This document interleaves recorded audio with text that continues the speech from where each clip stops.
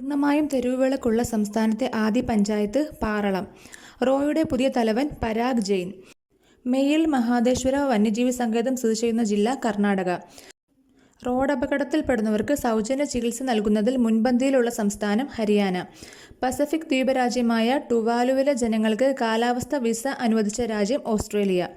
അടുത്തിടെ അന്തരിച്ച പരിഭാഷകനും എഴുത്തുകാരനുമായ വ്യക്തി കെ ഭാസ്കരൻ പയ്യന്നൂർ.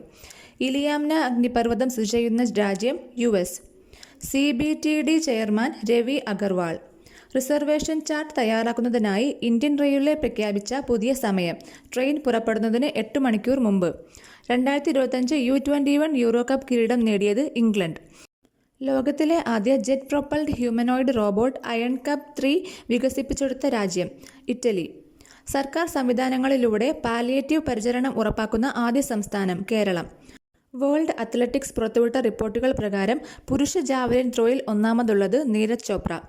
അടുത്തിടെ കാഞ്ചൂറിയ ത്രിപുരാൻസിസ്, കാഞ്ചൂറിയ പ്രിയശങ്കരി എന്നീ മണ്ണിരകളെ കണ്ടെത്തിയ സംസ്ഥാനം ത്രിപുര.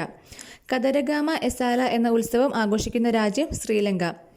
ഇന്ത്യൻ കോസ്റ്റ് ഗാർഡിനു കീഴിൽ ഉൾപ്പെടുത്തിയ ആദ്യത്തെ fast patrol vessel Adamya fast patrol vessel.